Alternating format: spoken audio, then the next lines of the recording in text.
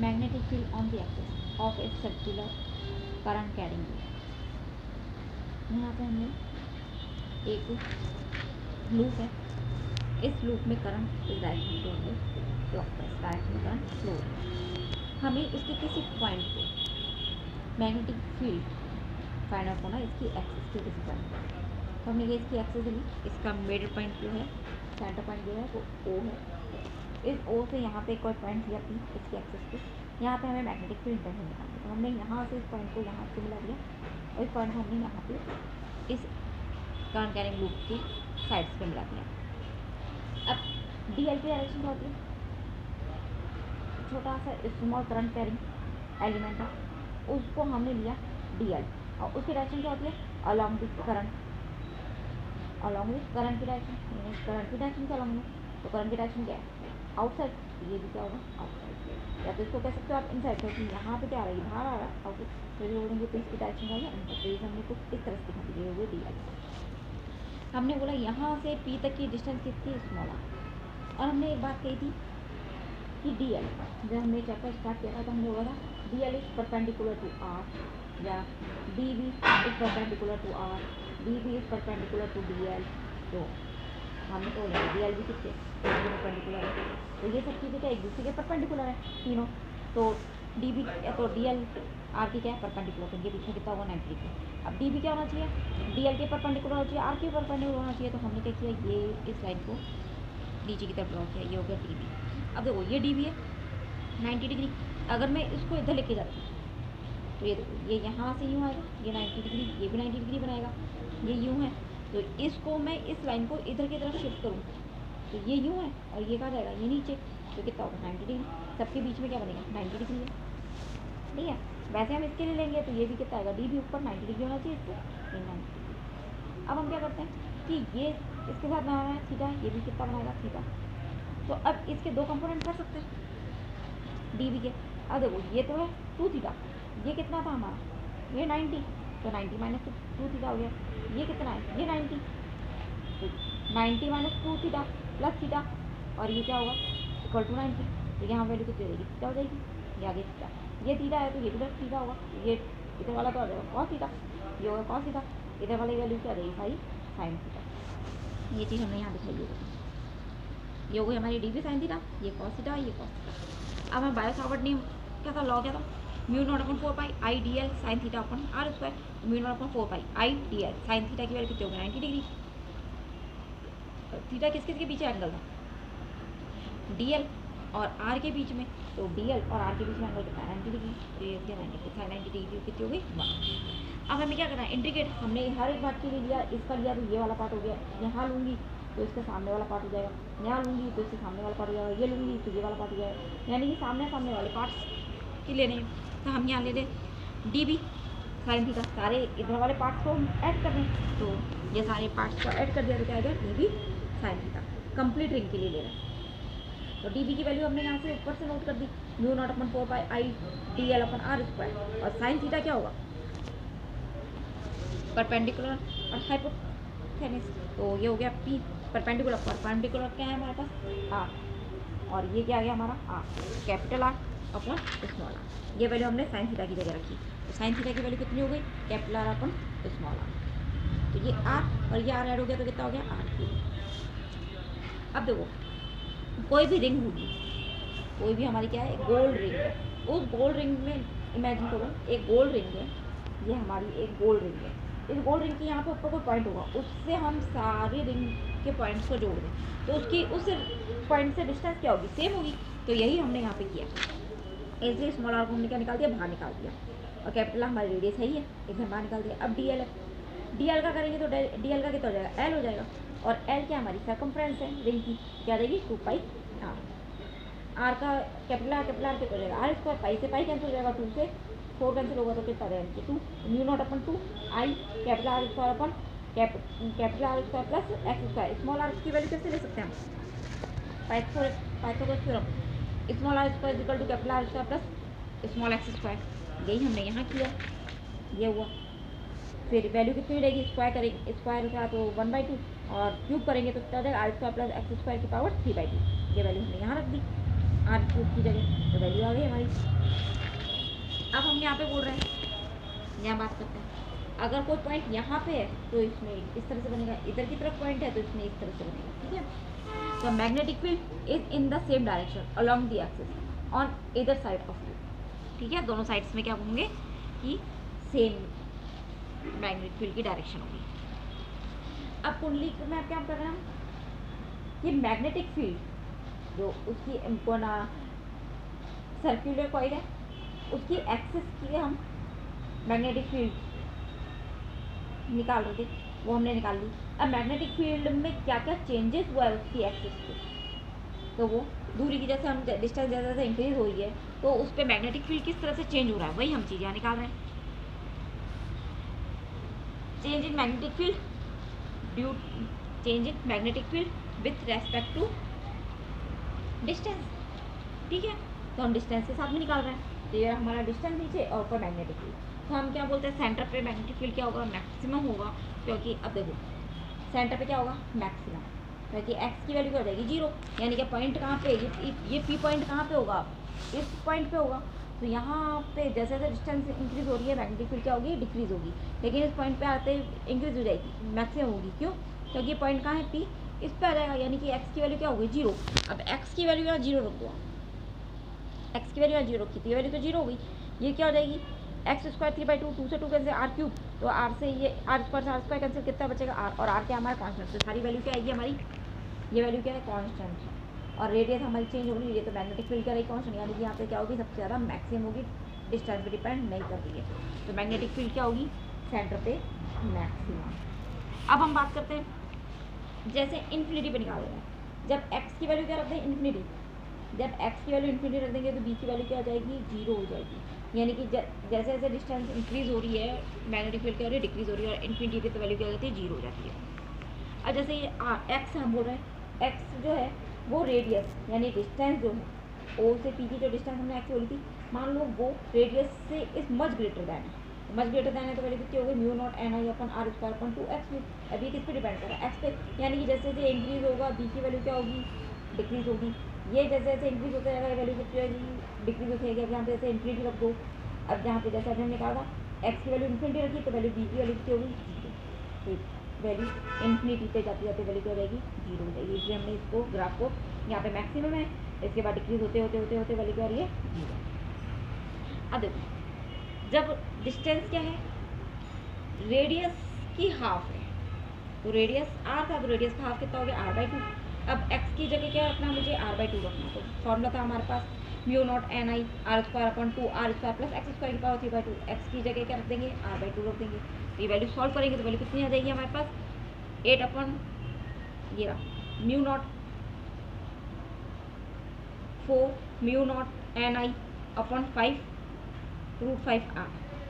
अब देखो mu naught I upon 2r क्या है हमारे पास, बी मैक्सिमम है, यानी कि सेंटर पे जो आई की वैल्यू वो है, तो हम यहाँ लिख सकते हैं सेंटर पे, तो ये हो गया बी सेंटर, तो 8/5√5, क्योंकि यहाँ पे 2 था, यहाँ पर क्या आ रहा है mu naught I upon R, ये 2 नहीं है तो 2 इधर लेके जाए, तो 2 इधर आ जाएगा तो क्या आ जाएगा 2, तो 4 से इंटू कर देंगे तो आ जाएगा 8/5√5 बी नॉट, और इसको हम सॉल्व करेंगे तो आएगा 0.76, यानी केंद्र से इतना, ठीक है। तो हम बोल रहे हैं कि केंद्र पे ना, यानी कि सेंटर पे क्या होता है मैग्नेटिक फील्ड मैक्सिमम होता है, और जैसे जैसे इसकी एक्स से डिस्टेंस इंक्रीज होती है मैग्नेटिक फील्ड क्या होता है डिक्रीज होता जाता है, और एक्स की वैल्यू प्लस माइनस r/2 पे क्या हो जाती है, इसकी जो वक्रता यानी कि जो कर्वेचर होता है, जो कर्व आ रहा है, ये देखिए ये वैल्यू यहाँ देखिए क्या देखिए, ये तो स्ट्रेट लाइन, फिर ये देखो यहाँ पे वैल्यू आप ये देखो यहाँ से ये कर्व आ रहा है ना, ये कर्व आ रहा है, लेकिन यहाँ पे आपकी क्या हो जाता है कर्व खत्म हो जाता है, क्योंकि क्या मुझे एक स्ट्रेट लाइन मिलना शुरू किया, तो यहाँ पे क्या हो जाती है रेडियस ऑफ कर्वेचर, यानी कि जो कर्वेचर है वो क्या हो जाता है खत्म हो जाता है 0। तो इसको हमने पॉइंट P1 और P2 से शो किया है, और इन P और P2 के बीच की जो डिस्टेंस होती है वो होती है हमारी हमेशा जो कॉइल है उसकी रेडियस के इक्वल, ओके। और इस पॉइंट को हम P1 और P2 को जहाँ पे डिस्टेंस है उसको हम नति परिवर्तन बिंदु बोलते हैं, यानी कि चेंज इन कर्वेचर भी बोलते हैं, चेंज ऑफ कर्वेचर पॉइंट भी बोलते हैं। अब है हेल्महोल्ट्ज कॉइल। हेल्महोल्ट्ज कॉइल क्या होती है? Two coaxial and same circular coil, जिसमें सेम मैग्नीट्यूड की क्या हो रही है, करंट फ्लो हो रही है और सेम डायरेक्शन में फ्लो हो रही है। तो उनके तो और जो क्या हो, जिनके बीच की जो डिस्टेंस है, दो कॉइल्स है, ये देखिए जैसे दो कॉइल्स है जिसमें सेम मैग्नीट्यूड की करंट फ्लो हो रही है, और जिनके बीच की जो डिस्टेंस है वो इनके कॉइल की रेडियस की इक्वल होनी चाहिए, और इन दोनों जो कॉइल है वो कोएक्सियल होनी चाहिए, यानी कि एक ही एक्सिस पे रखी हुई होनी चाहिए और एक दूसरे के क्या होनी चाहिए, पैरेलल होनी चाहिए। तो इस प्रकार का जो अरेंजमेंट होता है वो होता है हेल्महोल्ट्ज कॉइल का। और इसका यूज़ क्यों किया जाता है? इसका यूज़ होता है कि यूनिफॉर्म मैग्नेटिक फील्ड क्रिएट करने के लिए। मैग्नेटिक फील्ड यूज जो से ना यूनिफॉर्म मैग्नेटिक फील्ड है उसको क्रिएट करने के लिए हेल्महोल्ट्ज कॉइल का यूज़ किया जाता है। हेल्महोल्ट्ज कॉइल का ये देखिए, ये हमने बनाया। अब हम यहाँ देख रहे हैं एक कॉइल के कारण हमने देखा था इस तरह का ग्राफ बनता है, दूसरी कॉइल के कारण क्या बनेगा, इसी तरह का ग्राफ बनेगा। तो इसका रिजल्टेंट मैग्नेटिक फील्ड ये होगा, इन दोनों का पीक पॉइंट, ये इसका मैग्नेटिक फील्ड होगा। ये मैग्नेटिक फील्ड हमको निकालना है, तो हम क्या बोल रहे हैं कि यहाँ पे क्या होगा, इस पॉइंट पे देखो, इस पॉइंट पे निकाल रहे हैं यहाँ कि बी की डायरेक्शन का है डाउनवर्ड, बी की डायरेक्शन का है, हमें क्या निकालना है इधर। तो इसमें क्या होगा, दोनों की डायरेक्शन क्या होगी, डॉट से बताइए, यानी क्या हो जाएगी आउटवर्ड। ये देखो यहाँ पे हम करेंगे इसको, तो ये देखो, ये तो हमने इस डायरेक्शन में हमारा क्या होना चाहिए, फिंगर होना चाहिए।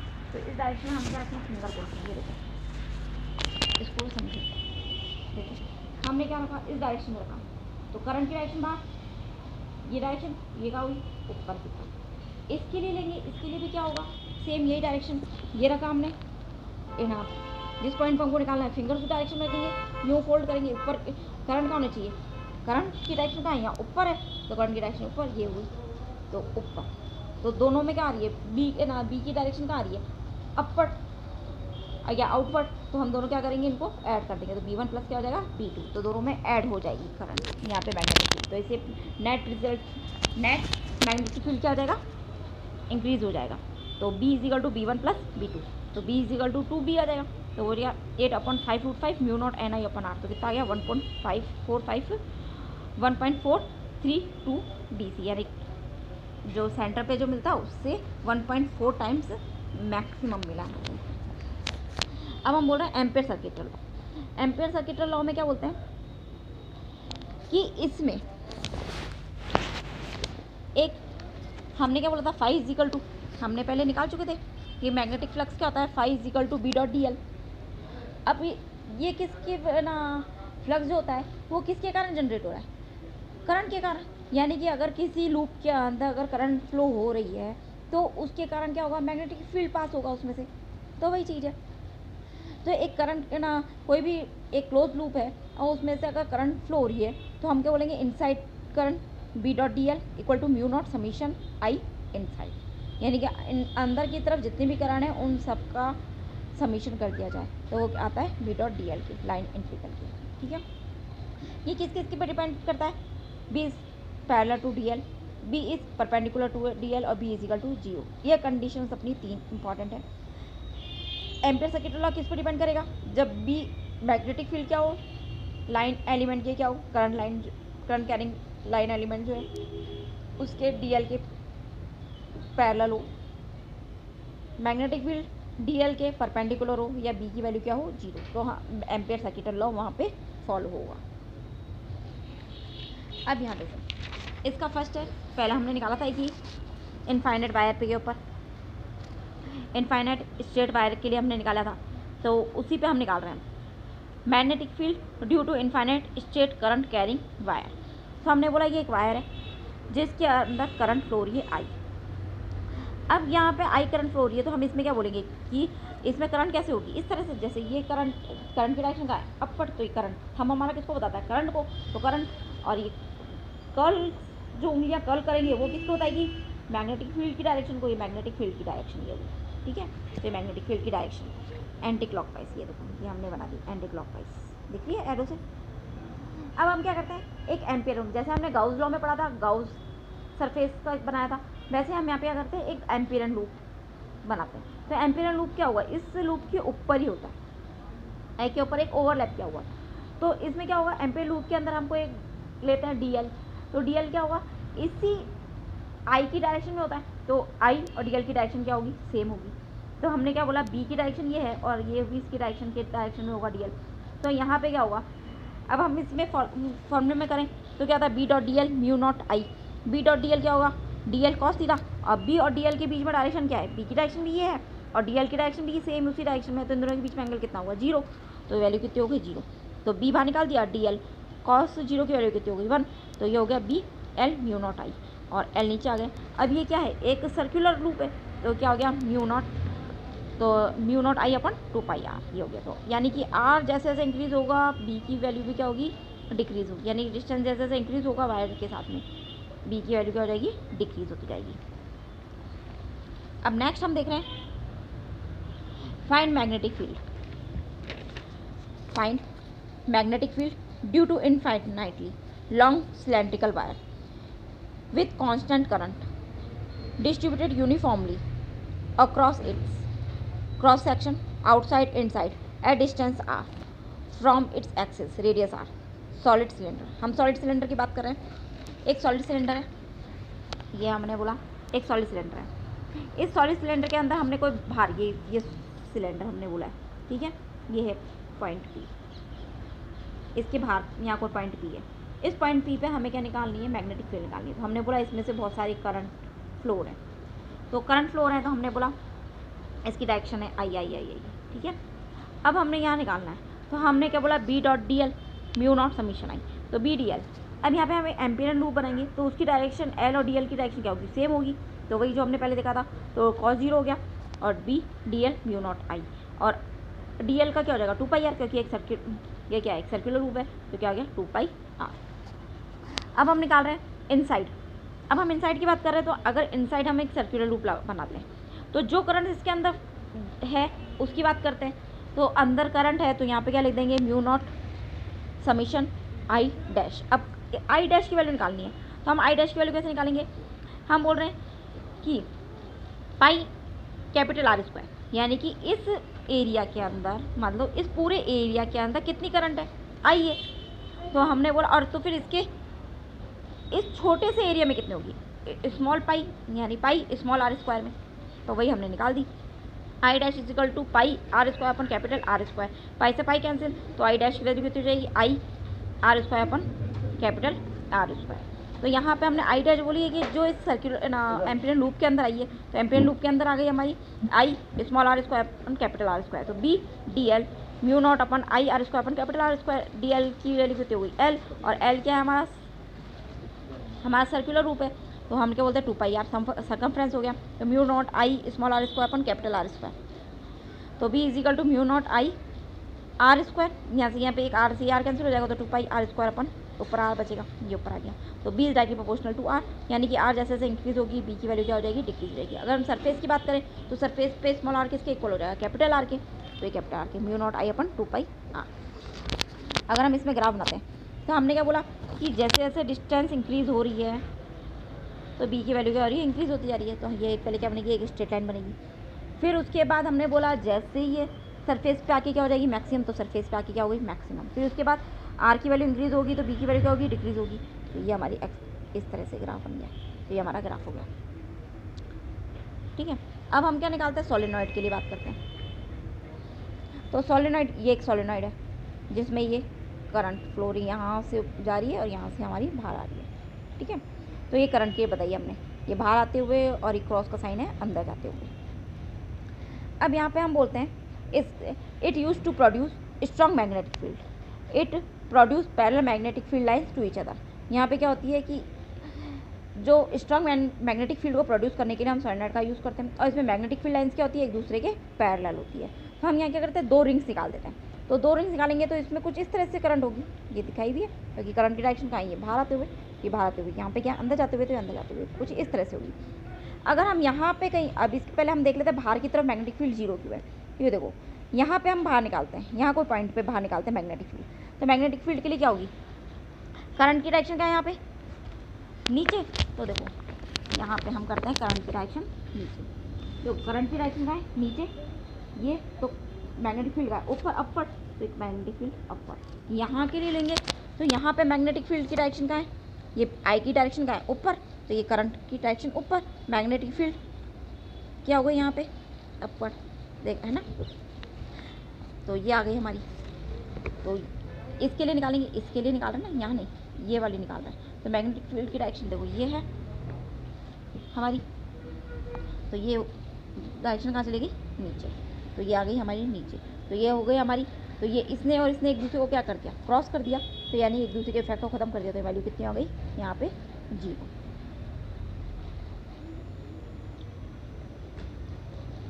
देखो आया समझ में, यहाँ पे वैल्यू कितनी आई 0।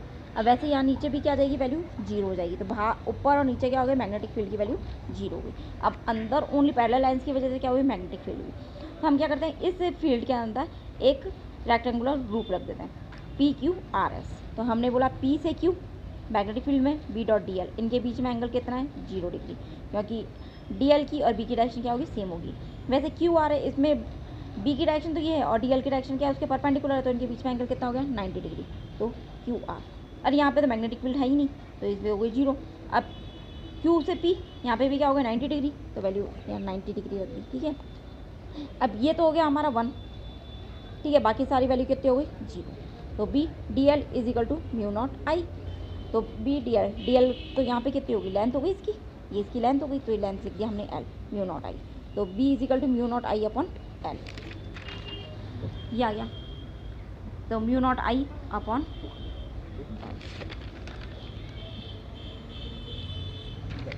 ठीक है।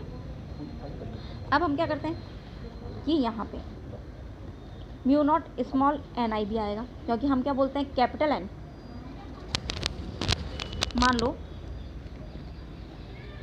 मान लो एक सोलेनोइड में है कैपिटल N नंबर्स, कितनी लेंथ में स्मॉल n लेंथ में, तो स्मॉल n में कितने हो गए capital N is equal to small n। ये हम बोलते हैं कि स्मॉल n की वैल्यू हम जैसे निकालते हैं, हम बोलते हैं कि ये पूरा एरिया है, इसमें इतने सारे नंबर ऑफ टर्न्स हैं, ये टोटल नंबर ऑफ टर्न्स है n और इसकी लेंथ है l। तो हम बोलेंगे इस छोटे से पार्ट में कितने नंबर ऑफ टर्न्स है, तो हम क्या बोलते हैं स्मॉल n निकालें, उसमें हम क्या करते हैं कैपिटल N में इस लेंथ का डिवाइड कर दे तो इस नंबर ऑफ टर्न्स आ जाएंगे इतने एरिया में, तो वही हमने निकाला, तो μ0 n आ जाएगा हमारा वैल्यू, ठीक है। ओके, ये हमने 2 पाई गलत किया, 2 पाई नहीं आएगा, μ0 n आएगा। ओके, ये हो गया आपका सोलेनोइड।